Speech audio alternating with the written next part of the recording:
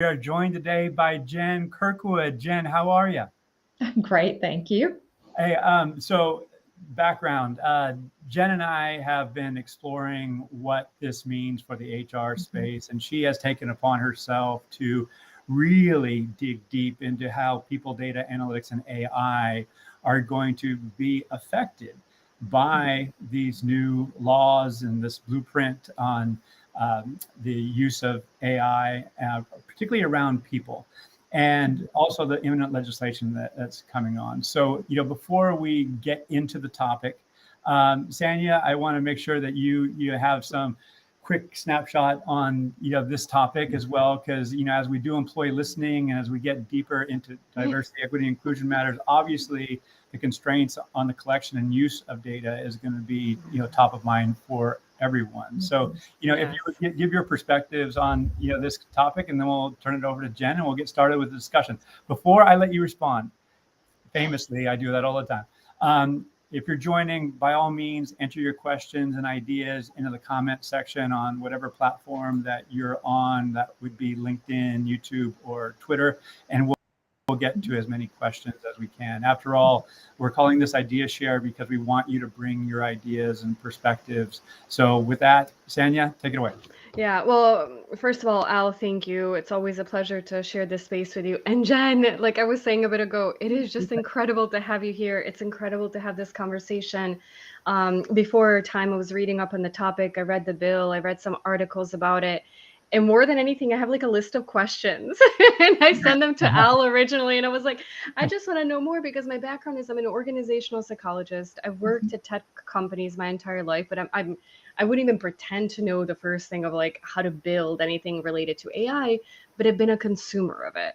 Mhm. And I've been very enthusiastic and I've been very scared for all the reasons that are out there. And so when I was reading this bill, and I'll stop. I get really passionate about things, and especially when I meet people that I just adore and respect so much. So I think it'll be great for us to start maybe just to level set with everyone what this bill is, when it was passed, what does it mean? I had a lot of questions around, well, wait a minute, like this is just a guideline, it's not a Mhm. law. So what happens? And I even had like, I'll check later on my iPad, like we strongly encourage for people to follow this. Well, what happens if they don't? Like, are these new things that people that were in AI didn't really know? Or is it just like, well, now we're, more strongly encouraging you to do this, but it's not a law. Like, I just have so many questions. So, anyways, that's that's as brief as I can get. But I really don't Mhm. want to take the platform much more. I'd love to turn it over to you to really have you kick us off because I think you're just such an incredible voice and expert in this area. Oh, thank you. Well, you give me too much credit. Thank you, because as you said, I'm a voice, but I'm not a legal voice. I want to make sure I That's have that okay. disclaimer. I've been in HR quite a long time and working in data. And what I do have is I work with so many wonderful HR practitioners and executives across the globe.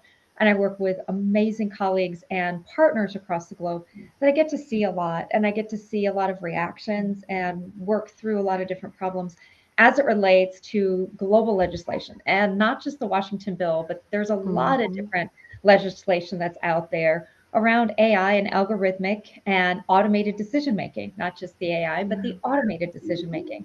And while Washington is getting a lot of noise right now in the last week or two with this Washington guidelines, and I will say, it's a blueprint for an AI Bill of Rights, which is a great Yeah. thing to have out there. So, we look at it from a point of view that it's ethical guidelines in creating Hmm. what is AI rights, what are Yeah. definitions, and I have it brought up like what is sensitive data, what are sensitive domains, and where the advice comes in. And first and foremost, like you said, there's no penalties, there's no Hmm. enforcement of this.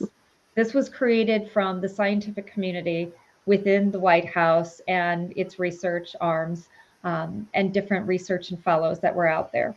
And they did so for not just the HR communities, not just the workforce communities, but for all the communities that are dealing with, marketing, business, they're dealing with Hmm. consumer rights, because there is a deafening amount of laws that are out there now, not just in the global community, but in the US alone, which we can get into Yeah. a little bit. And again, disclaimer, I have fantastically smart friends, I will say. Smart friends like I would say Naloy Ray at Littler, and Shay Brown at Babel. They're fantastically wonderful people that I get to lean on for different types of insights, and of course, so many others. And I do my own homework and research, and I've been in this subject since for over a year now in terms of looking at this, because when you look at what the future of work is and how hard we in HR have worked for digital transformation, the pieces in digital transformation and using automation and AI, building beautiful experiences. And truthfully, the good thing of having the pandemic accelerate those needs and looking at things like candidates and leveraging AI and video interviewing, for example, in the world where we weren't traveling and yet hiring still had to get done. Looking at those type of technologies, well, now you look at algorithmic laws and legislation and you say, well, from HR's perspective, if we don't understand what these laws are saying and what they're doing, we are seeing projects come to complete halt because legal or IT resources are saying, you cannot put these in. And we don't want HR to regress to that word called personnel and have that future of work type of notion and strategy regress. So the blueprint for Washington, as you just kindly had up, that blueprint is a fantastic way for HR and HR leaders and people analytics leaders to start looking at what are ethical frameworks that I can put in my HR organization. And let's face it, HR doesn't always have the skills to understand all of the different pieces that may be legal and compliance or IT understood. But there is absolutely no time like the present to start those. And that's what we're working with organizations now on is HR has to lead this. There's too much at stake. Yeah, Jen, thank you for that. And I'm curious, as people listen live, and if you have questions or ideas, by all means, enter them in the chat again. But also, if they listen to the recording, and it could be tomorrow or it can be 6 months from now. This topic certainly isn't going away. In fact, it's long been recognized that the pace of innovation is far outstripping the legislation and the rules governing the use of data and analytics and AI. And so I don't know if catching up is the right way, but certainly there's more laws either being considered, guidelines obviously being introduced. And I have seen, and like you, Jen, you and I have talked recently, is that there's a bit of a deer in the headlights. And I say that compassionately because, here are these not only guidelines, this blueprint coming from the White House, but now you have the ISO standards, the reporting requirements to the SEC, which are coming down, which have some overlapping nature to what we're doing. So there's this desire to better understand human capital, and given the pandemic and given the nature of work, if someone is going to invest in a company, what does their workforce, and I don't like the term human capital, I know neither of you do either, but at the same time, understanding the unique value of a workforce and the unique risks within a workforce. And the last thing I'll say is we're all generating data, as we all know. And, what does responsible use look like? What risks are posed to the individuals within it, and certainly individual groups?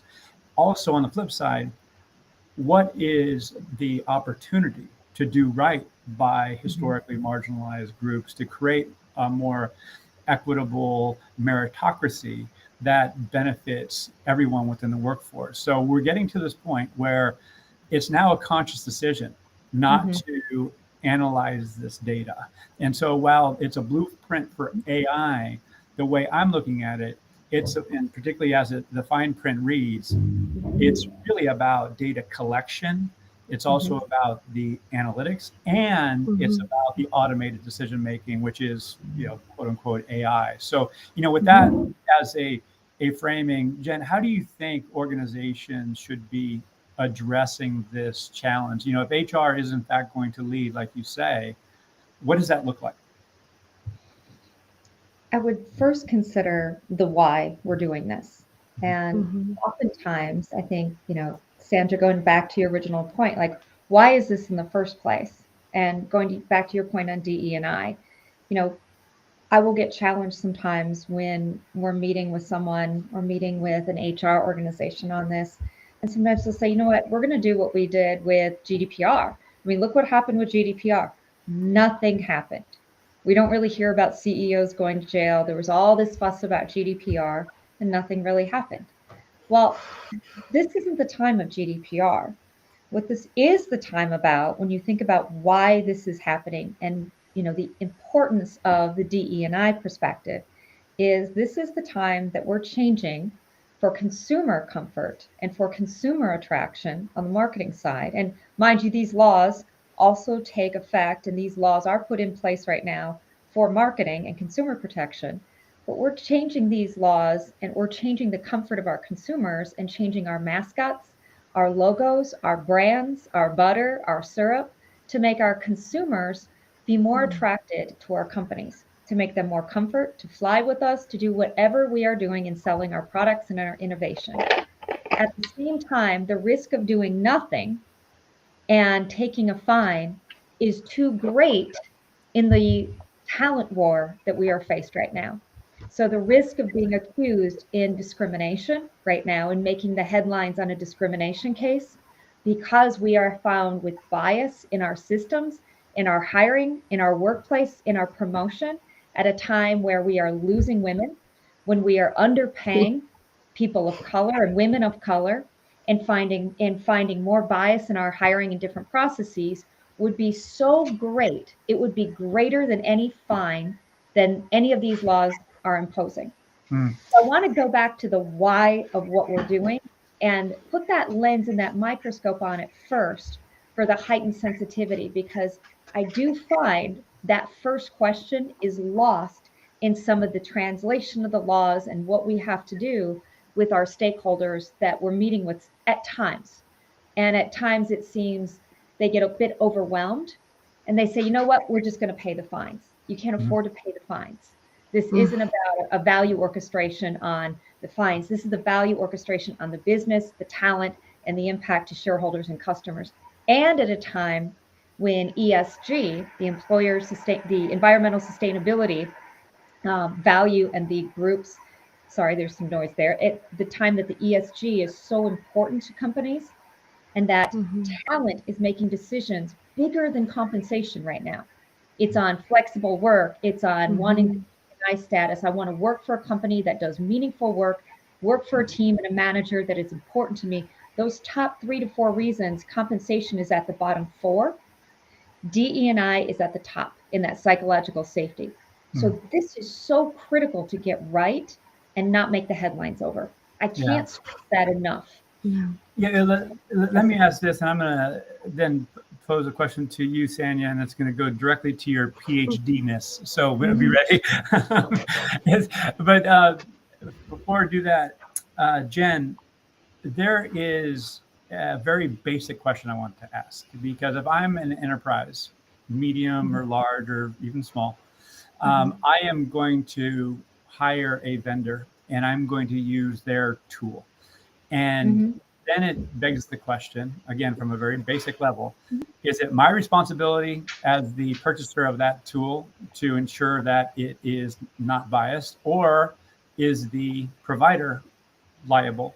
And again, I'm not saying that you're a lawyer, but is there going to be an over-reliance? Has there historically been an over-reliance on the vendor making sure that their algorithms are kosher and minimizing bias? Because the idea of removing bias is not only it's ultimately an ethical question, arguably, because I do not know if it's possible for us humans to be absent of bias. So how can we expect an algorithm to be perfectly non-biased? So, but the core of the question is, enterprise liability versus vendor liability. What are your thoughts, and what's your coaching to those who are kind of like, hey, I don't know what the vendors are doing. Hopefully they're doing the right thing. What's your advice there?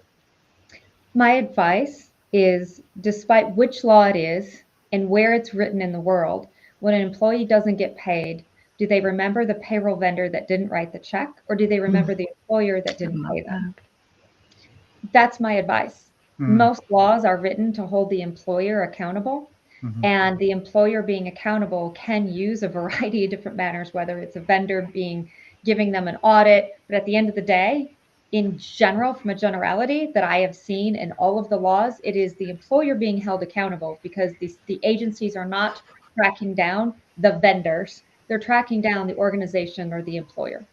Yeah. Well, Mm. thank you for that. And I saw Sanya's reaction, and Yeah, and I actually have something to add to that because Jen, first of all, I think that was brilliantly put. What you were saying about what is this person going to remember, and I think it's a memorable like scenario for somebody to think of when they're making those decisions. My second one, and for me, it's interesting because I've always been on the vendor partner end in my career. And Hal, when you were asking that, I was like, oh my gosh, like, why would you ever do business with somebody you don't trust in the first place? Like, if you're even questioning if this organization is going to be ethical, just don't do it.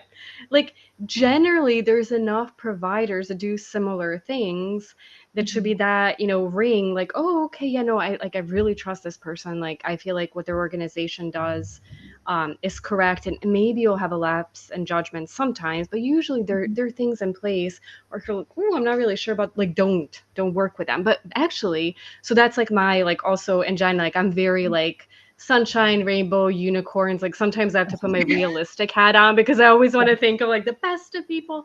So Al, in the HR executive article that you shared with me earlier, I pulled, I actually copied a quote because it shocked me so much and was from Josh Burson. And he said, Right. I'm a big fan of this process and I hope legal regulations continue to help make sure vendors are not abusing data for unethical, discriminatory, or biased purposes.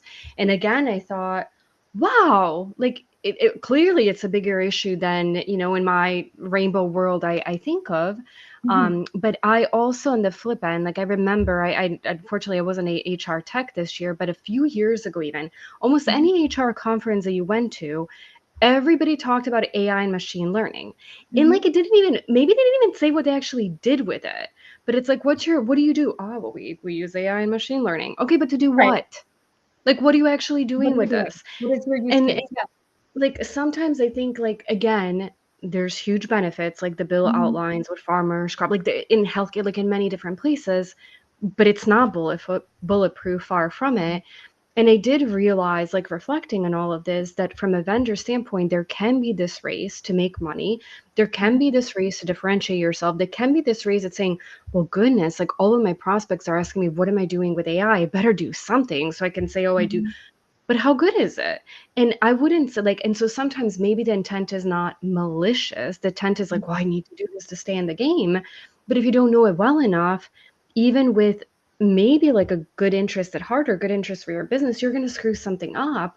And when you screw it up, like you screwed it up, like it doesn't necessarily matter what the intention is. And I guess that's why this bill is in place to say you need to look at diverse groups. You need to consider everybody. And there are more groups like that we think about today than ever before. And how do they interact? And when you develop things, who do you talk with? Your five Right. developers and your product manager, or do you talk beyond that? Because like more, and I haven't read this article yet, but I think it's McKinsey and Lean In that put out a study today, I think it Yeah. was, about more women leaving the workplace than ever. And of course, like I have goosebumps. I'm like, I might need a glass of wine when I sit down and read this one because I'm like, is it ever going to end? But anyways, going back to that idea of like, there's so many of us, there's so many different perceptions, there's so many different needs. And then there's these huge pressures on the business to succeed. We've got to always remind ourselves that we have to put the people first because in the end, if you don't, you will be penalized. And whether you're penalized because you do something completely unethical, or if you're penalized because somebody asked you, why in the world did you do this in the first place? And you have no idea, it'll catch up with you. So anyway, sorry. Whew. No. That's how Al and I originally kind of connected on this subject when I came to him, I want to say months ago, and working at a company like IBM, I will say I'm so truly grateful for them taking this kind of risk on the platform we've taken because we're doing HR transformation and HR advisory and not from a product plug here, but truly philanthropically where I'm happy is I'm telling Al, like, it's people data for good, but it's governance. Yeah. And like thinking about how you have the governance into your data, into your HR strategy to say, yes, you have got a motherload of compliance and responsibility, and nobody's ever calling HR at the end of the day or HR data analytics and saying, thank you. But now the people analytics strategy and the people strategy overall has to shoulder something new. And it's time that HR understands that this strategic skill, this is not going away. The federal law, the ADPPA, that is the federal law on AI algorithmic type of legislation. It failed last year. It's trying to come forward again in bipartisan support. Who knows if it's going to get that support to come through, but there's the algorithmic guidance on EEOC that came down again with May 22nd. There's state and locals, not just New York. Washington, D.C. is right around the corner. That's, I think, hearing final proposals next week. And that, you think New York's tough. Wait till you see Washington. And then there's all these other, the California minimization, but the data privacy pieces on that, and so many others. It comes down to the governance and the amplification that HR can do by now elevating their skill set. And if they elevate their skill set strategically and take this on, they're going to morph themselves into another level of future work that they have not discovered yet. And it's not just data governance, it's the strategic governance, because this legislation stuff is not going away, and it will either make or break these HR executives. And so we are seeing that with a savvy HR executive yesterday who VP got it immediately and working together to say, it's not that someone needs to do it for you.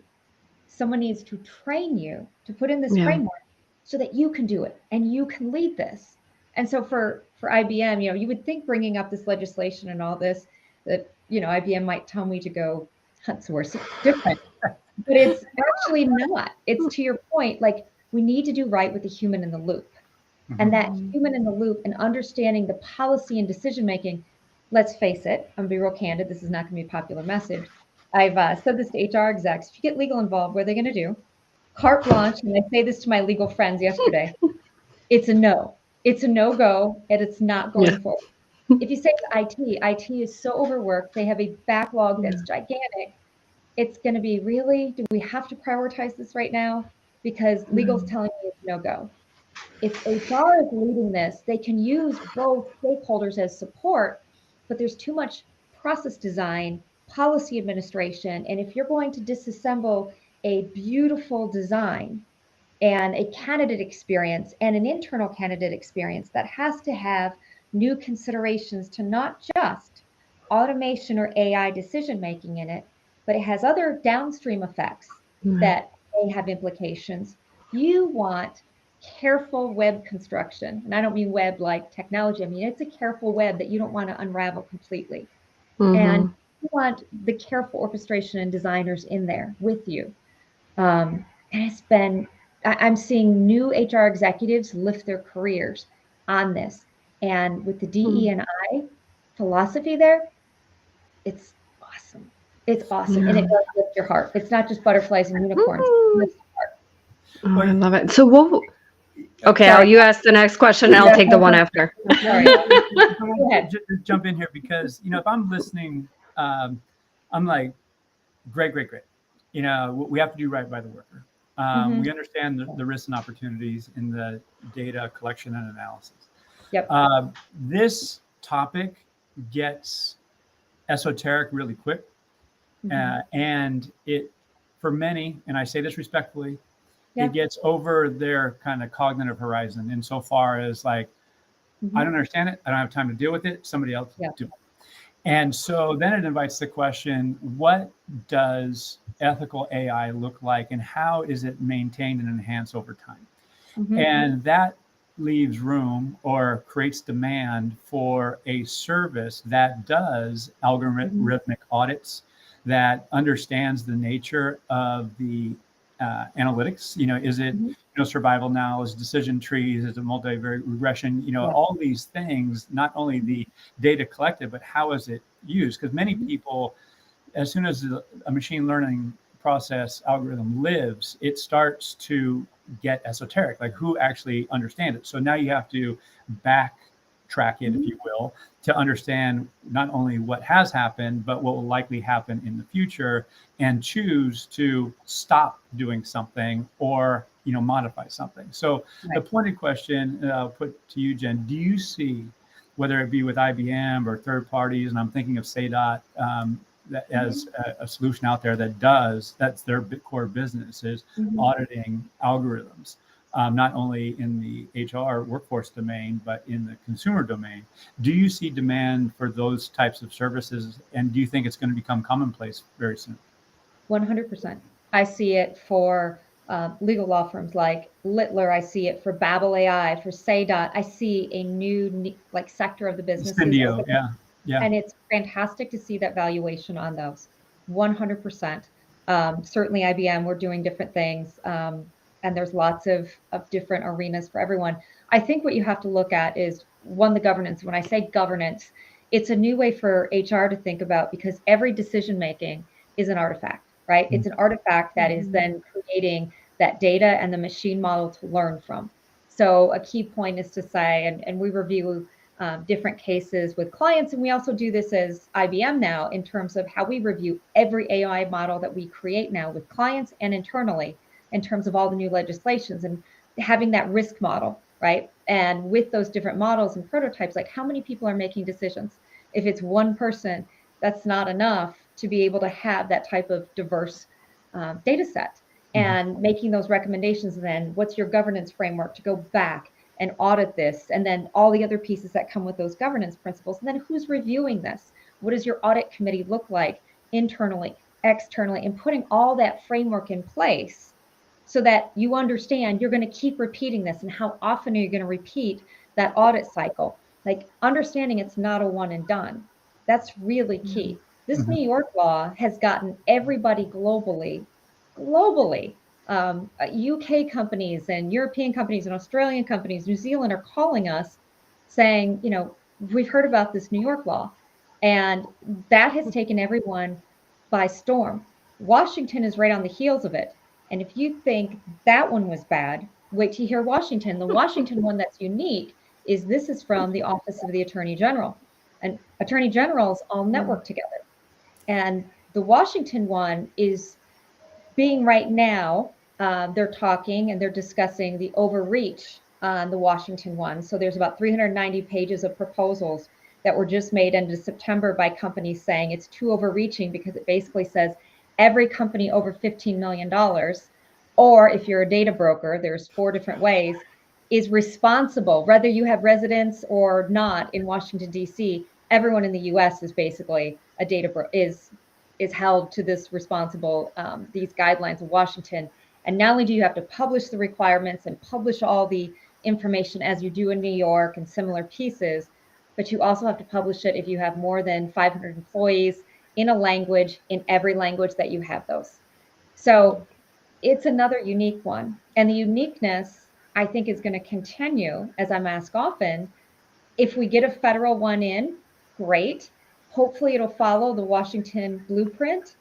But I mean, I do think there's some things to the Washington blueprint that are also missing in terms of AI definitions and machine learning definitions, because there is so much variability between the different laws and definitions and what they consider. Remember, computational processes are also homegrown systems, not just vendors. Yeah, right. So you have to consider those as well. Yeah, thank you. And just to be clear, Washington, D.C., yes, or state? Washington, D.C. Yes. Okay, that's what I thought. That's been in process since last year. Clarify. So we have probably a handful of minutes, so no rush to wrap. We're going to go a little bit past the bottom of the hour here. 2 quick comments. Number one, I am inspired or recall what Prasad Sethi has long been sharing, formerly of Google. I can't believe he left Google after how many, 15, 16 years. And I give him credit for the naming convention, People Analytics, and there's a whole story there. But when he first arrived at Google, and again, forgive me if I missed the exact language, he said all people decisions are going to be based on data. And that was what he wrote on a napkin or a piece of paper. But later he refined that all people related decisions are going to be informed by data. So the ultimate decision is going to be done by human beings. And so when we talk about automated Mm-hmm. decision making around people and ethical AI, that's where I just want to highlight that framing, because I think it's a healthy thing. When we have systems, automated system making decisions on behalf of people, or who to push down a recruiting pipeline or advance in an organization, that's not good. I think there's it's way too risky for the potential benefit. The other thing that I want to share, and Sanya, I know you had something to share, and this might be along the lines with this. I am seeing that many organizations are, well, there's this talent intelligence concept that's out there now that's gaining a lot of favor, and I have immense respect and appreciation for Josh Bersin. He, however, there's no however, he has a talent intelligence framework which has people analytics as a subset. I frankly look at the world differently based on my experience having sat in a role, and what I see people analytics leaders doing is that talent intelligence, aka talent market analytics, talent marketplaces, sits within people data and analytics because of these types of issues. We have to be mindful of the data collection, the analytics, and the use downstream, both internal data as well as external data that we might collect from third parties. And there's a whole host of technologies, because that space is really doing well right now and will continue to do well, because it's part of how organizations not only do workforce planning and recruiting strategy, but location strategy and all these other things. And the final thing I'll say, if you want to hire diverse populations going into certain regions where they are, then how do you assess them? That's where these algorithms come into play. So again, looking at the system is going to be very, very important ongoing. And that goes to your contention, Jen, of the governance. And that's something that obviously that all three of us have connected on over the years. So Sanya, I know you had a comment that before I jumped in. So. Well, I guess more of a question, for both of you, is taking a step back and trying to put myself in shoes of somebody that's like at a mid-sized company, maybe leading an HR team or a part of an HR team. We just started using data more to inform decisions. We started maybe using some different technologies, and all of a sudden, all of this is coming at us. What do I do? Because I think one of you mentioned this before, is we don't want to get in a point that somebody just stops in their tracks and is like, wait a minute, am I doing something wrong here? I went down this path because it felt like the right thing to do, but now I don't know if I'm doing more harm than good, and I don't know how much time I have to figure it out. So do I just pause for now and pick this up next year? And that would break my heart, because for somebody that just started maybe on this journey and is not as comfortable with it, what would from both of your ends, what would your recommendation be? If somebody's listening to us and is a little bit like, okay, what do I do after this? What, they say goodbye to us in a couple minutes. What do they do for the rest of the week, for the rest of this year? What are some practical things? Well, I'll kick that over to Jen, but my first to do is follow Jen on LinkedIn. So, Jen, what are your thoughts there? I appreciate that. I'd also say to follow, some of the outlets that you talked about, Al, and Babel and Shea Brown and some of the others, and Littler, Naloy Ray has fantastic blogs out there. But I think from a basics, whiteboard your processes. Whiteboard your processes. The beautiful thing about this that I really consider beautiful, after 27 years in HR here, I'm dating myself here for the Gen Zers out there. If you take a stab at this and say, this is making us for the first time really account for the things that we have used in HR that have always been there, that we've taken assumptives on, things like resume parsing, things where we have sifted resume technology. We've lifted the information off of resumes and we've sorted it in. We've pushed a button and that magic has happened. It's actually just whiteboarding your processes and starting to account for where are we serving up information to our recruiters and how are we doing that? And what decisions are they making from there? Making sure that there is a human in the loop or human decision processing and taking accountability for those pieces is step one. And then going from there, it's then calling your vendors and saying, hey, do you have a white paper on your ethical AI standards? Remember, this is big for vendors where they are now, especially small companies, but the big companies too have to do this. And I've been through these vendor assessments, and at first it was kicking and screaming with some of them, but they have to open up what they call their black boxes, things that they haven't shared before, that's their protected code. And more are now finally getting on board because they have to, it's the law. And New York is greatly responsible for that. Thank you, New York and Washington and the others for, kicking everyone in gear to make this accountable. But you should be able to get those type of ethical assurances from vendors to make those things easier for you. And then some of these laws require third parties, whether you like it or not. New York is one of them, which is why we're helping clients so much in this. But you have to get a third party to validate your assessments on things like New York. And that's if you have New York residents. And if you don't, then take a deep breath and get with your audit or your counsel and try to understand what risk you have or where those areas are. But I think just understanding your processes is that first step of accountability.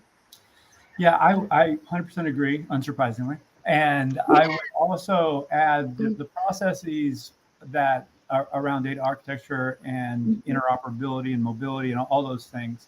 But also intent matters.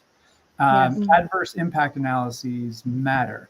So if you have virtuous, noble intent on how to utilize this data, this is and that's a good thing, particularly if it's documented and you have proof points towards that end.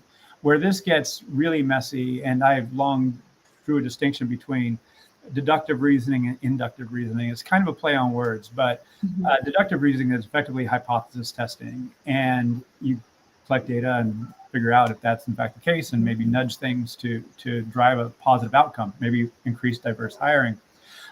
What is dangerous is what I would call an inductive approach, where you have a bunch of data and you're just analyzing it for the sake of analysis. That has inherent risk, and a lot of the big data, machine learning sources from data that can get esoteric, and there's arguably too much risk. So creating boundaries and clearly identifying what not to do and having reasoning behind that, but ultimately going back to the notion of governance, that takes governance. You need people in the room that understand the tech, that understand the data science and the algorithms, that understand the use cases.